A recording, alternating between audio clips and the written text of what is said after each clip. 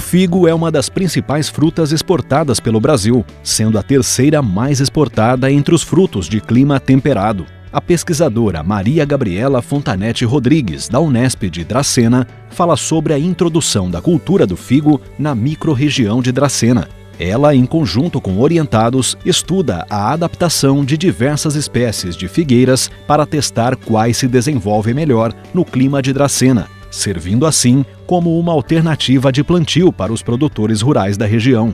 O Ciência Sem Limites começa agora. Está no ar o Ciência Sem Limites. E como vocês puderam ver na abertura do programa desta semana, nós vamos falar sobre a introdução da figueira na microrregião de Dracena. Sobre esse assunto, ao nosso lado está a professora e pesquisadora Maria Gabriela Fontanetti Rodrigues, aqui do campus da Unesp de Dracena. Prazer em tê-lo no Ciência Sem Limites, professor. O prazer é todo meu, João. Muito obrigada. Antes da gente entrar basicamente no tema, para quem está nos vendo, conte sobre a sua trajetória acadêmica. Bom, eu fiz graduação na Unesp de Ilha Solteira, depois eu fiz o meu mestrado na Unesp de Jaboticabal e encerrei os meus estudos com o meu doutorado na USP de Ribeirão Preto. E nesses anos todos de pesquisa, foram todos em cima da cultura do figo. Quer dizer, você se apaixonou pelo figo, abraçou o figo e está disseminando essa cultura agora. Sim, o figo é uma cultura apaixonante, além de ser muito gostoso, a fruta muito gostosa, o doce melhor ainda, né? Ele tem muitas particularidades interessantes para a pesquisa e isso faz com que o pesquisador se apaixone pela cultura. Nós vamos explorar tudo isso. Onde é que nós estamos? Que ambiente é esse? Bom, a gente está aqui no setor de pesquisa da Unesp de Dracena. Aqui atrás a gente tem a estufa de fruticultura e de floricultura, onde eu cultivo espécies frutíferas e ornamentais, e também a área de campo propriamente dita, onde eu cultivo as minhas principais frutas. Quer dizer, além da parte frutífera, você também ministra disciplinas e pesquisa flores. Sim, sim. Por quê? É uma área muito interessante. O paisagismo, principalmente, ele torna o ambiente para as pessoas muito mais agradável, dando muito mais qualidade de vida para as pessoas. Então, juntar as frutas com as flores se torna, né, um ambiente muito mais agradável para o convívio. Quer dizer, quem está nos vendo pode... Atualmente existem até flores comestíveis. Existem sim. Tem, inclusive, muitos pratos que estão utilizando pétalas de rosas para o consumo, né? Além do consumo, em termos de decoração também fica muito mais bonito. Fica muito bonito, né? E por que pesquisar o figo? Bom, o figo, ele está entre as 20 principais frutas exportadas pelo Brasil. Se a gente falar em fruta de clima temperado, ou seja, daquele clima um pouco mais ameno, um pouco mais frio, ele fica em terceiro lugar em termos de volume comercializado. Ele fica atrás da uva e da maçã. Então, o figo, ele se torna uma frutífera muito interessante e com isso, o Brasil, ele se torna, ele está em 10º lugar em termos de produção mundial e em termos de exportação de fruta in natura, ele fica em 2º lugar. Quer dizer, a região que mais produz o figo não é essa, é o sul? Não, é a região de Valinhos. A região de Valinhos, né? Como o próprio nome do principal cultivar de figo é o roxo de Valinhos, a região de Valinhos ali, toda a parte de Jundiaí, Louveira, é a região mais produtora de figo. Eles têm um clima ameno. Em função do clima, né? Em função do clima, exatamente. E por que você quis introduzir nessa região? Para beneficiar os produtores pequenos? Com certeza, com certeza. Então o figo, ele pode, através de algumas técnicas, alguns tratos culturais, uma cultura de clima temperado, ele pode ser implantado numa região de clima tropical, né? Então se nós utilizarmos a irrigação, a poda principalmente e a utilização de reguladores vegetais, a gente consegue uma boa produção. E aí, na região, ele, como é uma cultura que demanda pequenas propriedades, ele é muito importante para a agricultura familiar. Perfeito. E em termos de reproduzi-lo, existe alguma técnica específica ou não? Então, o figo, ele tem esse grande problema, né? Uma das particularidades da cultura é que a maioria dos cultivos estão implantados só em cima de uma única cultivar, que é o roxo de Valinhos. E ele é propagado única e exclusivamente por estaquia, porque a propagação sexuada do figo aqui no Brasil não é possível, que nós não temos uma vespinha chamada Blastophaga psene.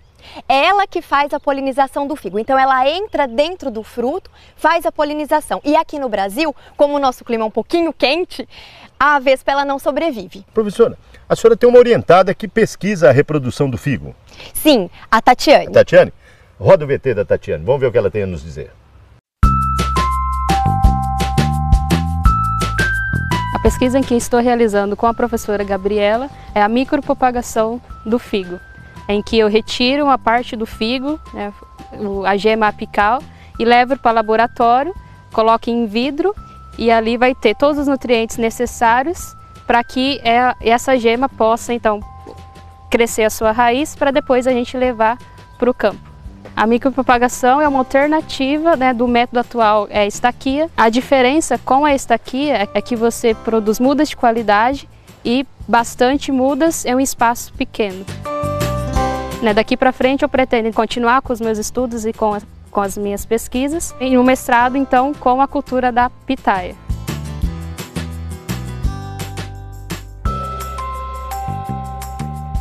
Professora, parabéns pelo depoimento da Tatiane, né?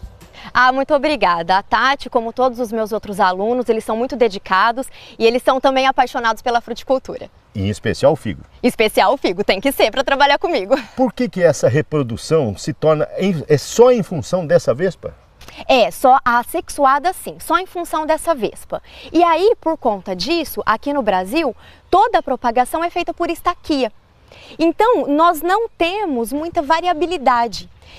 Nós temos vários problemas na cultura, como por exemplo, o ataque de nematóides, que é muito severo, principalmente meloidógene, que é aquele nematóide que forma aquelas galinhas no sistema radicular. Nós temos o ataque de mosca das frutas, nós temos o ataque de broca, de seca da figueira. Por isso que às vezes tem que cobrir o fruto? Não, o fruto da figueira, o figo em si, ele não pode ser coberto, porque ele tem essa coloração meio avermelhada, arroxeada, e ele precisa do sol para ter essa coloração. Nós vamos falar mais sobre essa coloração, essa planta. Nós estamos chegando no final deste bloco e no bloco seguinte a gente continua falando sobre a figueira, o cultivo do figo.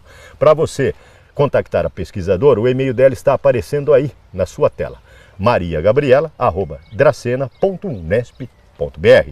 Se quiser conhecer um pouco mais sobre o campus de Dracena, também está aí na sua tela, www.dracena.unesp.br.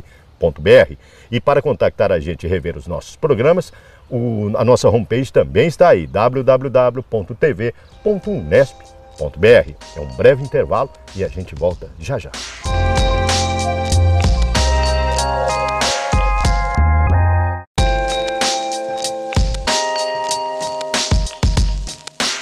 O Ciência Sem Limites está de volta. E como você pode ver, o programa desta semana estamos falando sobre a introdução do figo na microrregião de Dracena. Sobre esse assunto, ao nosso lado, está a professora Gabriela, aqui do campus de Dracena da Unesp. Professor, além do figo, você também pesquisa outras frutíferas? Nós pesquisamos sim. Nós pesquisamos o maracujá e principalmente a acerola. Por quê? O foco da região é bem direcionado para a acerola. Nós temos aqui perto a cidade de Junqueirópolis, que é considerada como a capital da acerola. Quer dizer, muitos produtores produzindo acerola para vender para polpa, por exemplo? Principalmente, né? A maioria, como a acerola ele é um fruto extremamente perecível, então a vida de prateleira dele é muito curto, o principal cultivo da acerola é para industrialização. Quer dizer, além da implantação que você está tentando fazer com o figo, a acerola já está concretizada na região. Ela já está concretizada. Só que o grande problema da acerola é que a maioria dos pés aqui na região são implantados por semente. E quando a gente fala em implantação por semente, a gente vai ter uma variabilidade muito grande nos frutos. Por quê? A semente, ela vai ser responsável por uma variabilidade genética. Em função da carga genética dela? Em função da carga genética. Não é feito por estaquia nem por enxertia? Não, é o que a gente está tentando fazer. Então, na verdade, o objetivo é a gente produzir mudas por enxertia, então manter ainda um sistema radicular formado por semente, que ele é um sistema radicular mais vigoroso.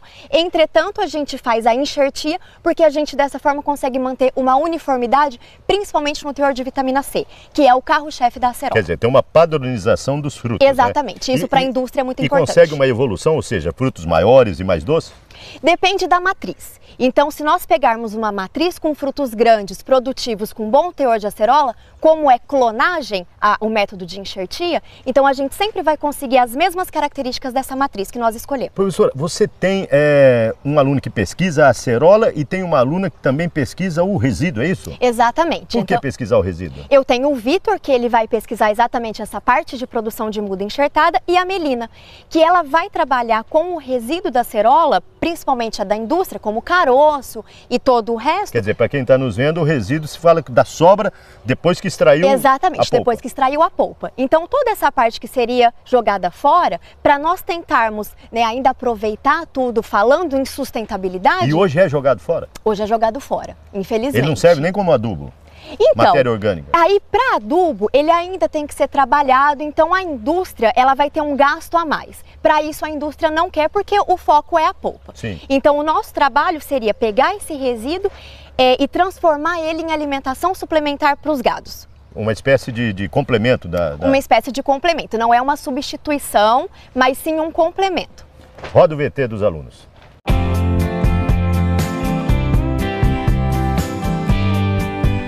Então, meu projeto de pesquisa foi junto com a professora Gabriela, trabalho com acerola, né, que é enxertia de acerola, e aqui essa região é a grande produtora de acerola no estado de São Paulo.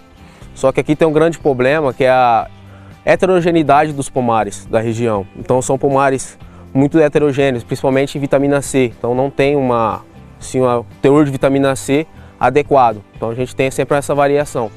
Então nosso trabalho é com enxertias de acerola, porque aqui o principal meio de propagação da acerola é por via de semente.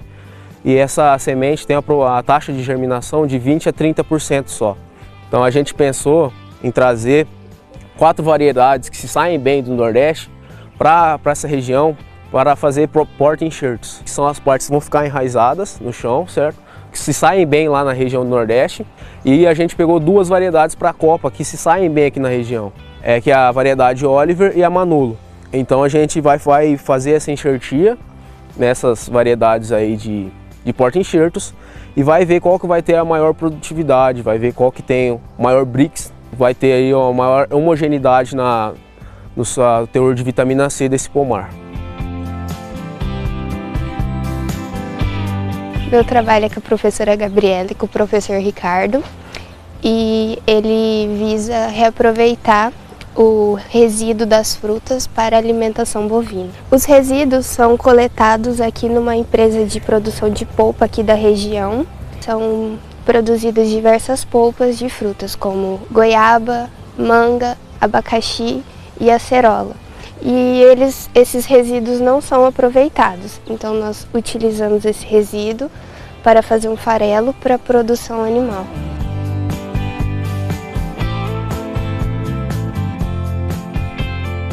Parabéns pelo depoimento, hein? Professora, voltando a falar de figo, quantas variedades vocês estão cultivando aqui?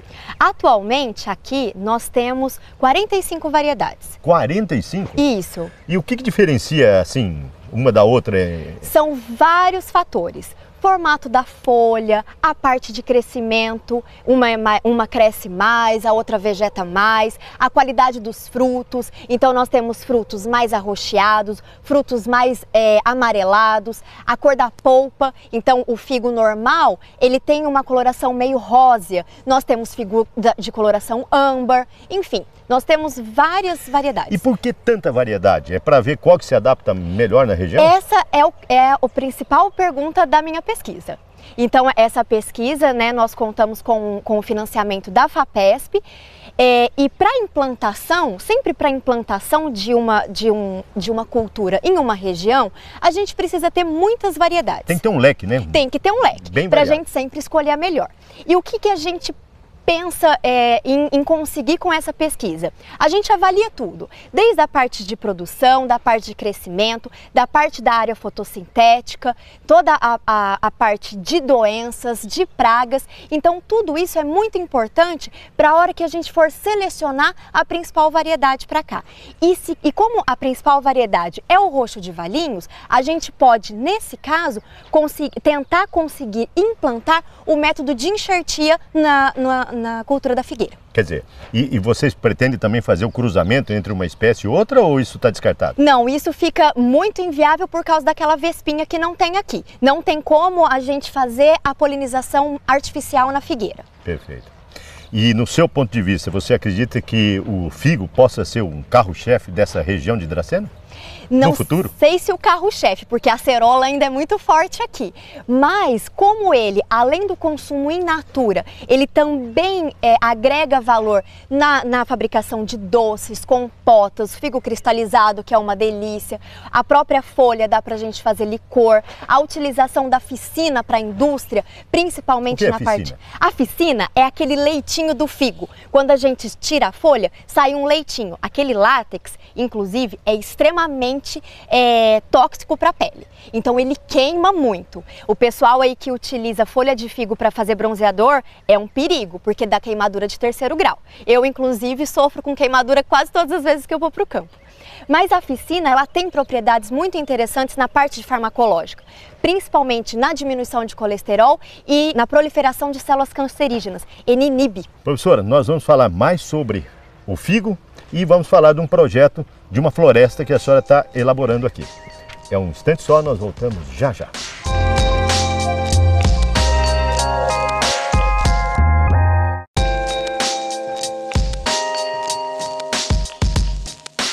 Está de volta o Ciência Sem Limites e, como você pode ver, o assunto do programa desta semana, estamos falando sobre a implantação da cultura do figo na micro-região de Dracena. Sobre esse assunto, ao nosso lado está a pesquisadora e professora Maria Gabriela, do campus da Unesp de Dracena.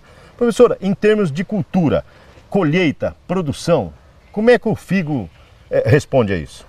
O figo, ele tem, ele exige tratos culturais muito importantes. Por exemplo? Um deles é a irrigação nessa região. Tem que ter irrigação? Tem que ter irrigação. E a irrigação é essa que a gente está vendo agora, é por gotejo? Por gotejo, exatamente. Professora, por que tem que ser gotejamento e não por aspersão? Bom, eu sempre brinco com os meus alunos que o gotejo, ele é o melhor tipo de irrigação porque ele é o mais eficiente. E é mais aproveitado. Com certeza, né? Então ele vai estar diretamente no colo da planta, exatamente aonde a planta precisa. E quando a gente fala em aspersão, principalmente na cultura da figueira, que uma das principais doenças é a ferrugem e o fungo, ele precisa de uma área molhada para se desenvolver. Então quando a gente fala em aspersão, a gente teria um molhamento da área da parte aérea. Quem está nos vendo pode estar perguntando, exige muito herbicida defensivo agrícola para... Olha, a cultura, ela precisa pelo menos de aplicações quinzenais de cauda bordaleza, para a gente tentar controlar essa ferrugem, porque a ferrugem, ela realmente é muito intensa na cultura. Quer dizer, para quem está nos vendo, falando, o que é cauda bordaleza, né? É o sulfato de cobre. Exatamente, né? Exatamente. É a junção do cal com o sulfato de cobre, então todo produto à base de cobre, ele é um fungicida. Que é o mesmo que é aplicado nas parreiras. Exatamente, exatamente. Em termos de colheita, de produção, uma fruta, né? Ou seja, uma árvore em franca produção produz quanto? Isso vai variar, né? Principalmente das nossas cultivares. Só que no espaçamento que nós estamos num espaçamento adensado de mais ou menos 1,5 por 1,5. As plantas de figo depende muito do tipo de condução que você quer. Se vai ser para in natura ou se vai ser para a indústria. Então, quando a gente fala em plantio para a indústria, nós temos uma quantidade de ramos muito maiores, com uma quantidade de frutos maiores, só que menores, né? Porque é para a indústria. Agora, se for para o consumo in natura, aí nós precisamos de um espaçamento maior, menos quantidades de ramo, a gente vai conduzir aí com mais ou menos 6 ou 9 pernadas, para nós termos um fruto grande e bem desenvolvido. Quanto tempo começa a produzir a figueira? Economicamente falando, mais ou menos a partir do 3º ano. Então, até o 3º ano, nós fazemos as podas de formação da figueira, que é a abertura, né, dessa planta e a condução dos ramos. E a partir daí, a gente consegue já ter uma colheita rentável. Quem está nos vendo pode estar perguntando, o figo é apaixonante? O figo é apaixonante. Por quê? Além, né, dele ser muito gostoso, eu sou apaixonada por figo, principalmente o fruto cristalizado, mas essas particularidades da figueira para um pesquisador é muito interessante, porque o resultado de uma pesquisa leva a outra pergunta, que leva a outra pergunta. Quer dizer, vai elencando, Vai né? elencando, exatamente. Então, só há 13 anos que eu trabalho, tento responder algumas perguntas E ainda tá sobre aprendendo a figueira. ainda. Ainda estou aprendendo. Quer dizer, ela não mexe só com o figo. Você está com um projeto de implantação de uma floresta. Que floresta é essa? Isso, é um projeto de extensão da implantação de uma agrofloresta sensorial. Então, qual que é a ideia? A ideia é fazer num sistema de agrofloresta a implantação de várias espécies frutíferas e também ornamentais. E formar, né, um ambiente agradável, principalmente para a visitação dos alunos da APAI daqui de Dracena. Você tem um aluno que está pesquisando isso na iniciação Isso, é o científica. William. Roda o VT do William.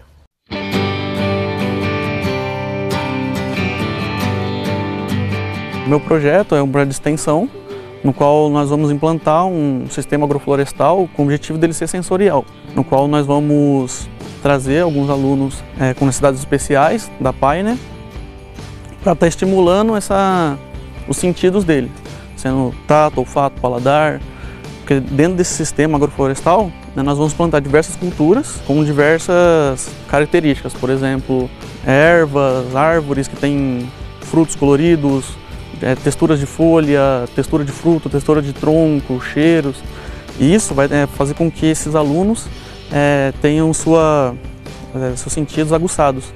E para eles é muito importante isso, eles respondem muito bem a esse tipo de estímulo. Aí nesse sistema agroflorestal, como que ele funciona? Nós plantamos diversas culturas no mesmo ambiente, em alguns casos, né, nós plantamos 10, 20, 30 culturas no mesmo espaço, e essas culturas elas interagem entre si. Elas estão em estratos diferentes, em alturas diferentes, né, as copas, isso não atrapalha uma outra, e elas criam um clima, um ambiente como se fosse uma floresta de verdade.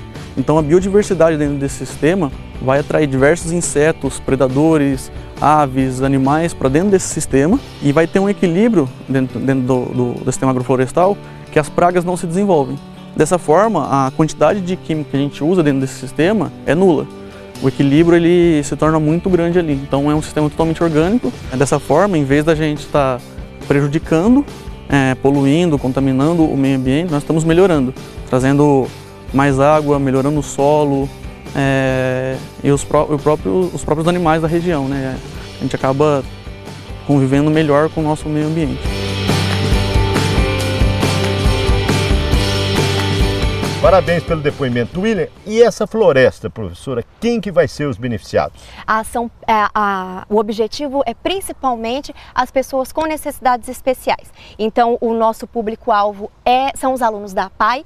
Então, através, né, de texturas diferentes de folha, cheiro, a coloração das flores, né? Nós temos a flor do maracujá, que é muito bonita, o gosto dos frutos. Então, tudo isso aumenta a sensibilidade desses alunos, né? E melhora principalmente a qualidade de vida. Os alunos virão aqui para o campus de Dracena e terão contato direto com essas plantas. Direto com a natureza, exatamente. Quer dizer, eles vão ter esse contato. Muitos moram até em apartamento, não tem quintal e não tem contato. Não tem contato, isso. E aí a ideia é criar um ambiente agradável para esses alunos e voltar o conceito de sustentabilidade. Porque uma agrofloresta, ela basicamente se autossustenta.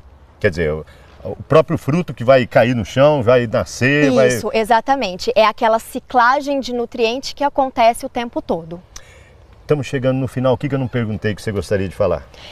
Na verdade, eu acho que você explorou muito bem a minha área, né?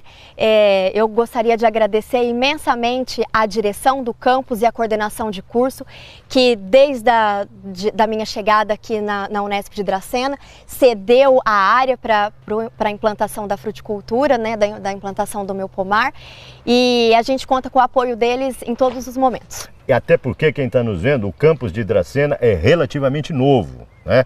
Aqui antigamente era apenas um polo, né? Uma estação experimental. Experimental, não era uma faculdade como é agora a Faculdade de Ciências Agrárias e Tecnológicas. Exatamente. Né? Foi transformada em unidade, inclusive com diretor agora, isso, né? Agora, que é o professor Paulo. Que é o professor Paulo. Bom, parabéns pelo seu trabalho, parabéns pelas suas pesquisas e que o figo traga muitos frutos, não só a você, como toda a região, a micro-região de Dracena. Muito obrigada. Para você contactar a pesquisadora, o e-mail dela está aparecendo aí na sua tela, mariagabriela@dracena.unesp.br. Para rever os nossos programas e contactar a gente, www.tv.unesp.br. E para conhecer um pouco mais sobre o campus, www.dracena.unesp.br. Ponto final em mais um Ciência Sem Limites. Na próxima semana, uma nova pesquisa, um novo pesquisador. Espero por você.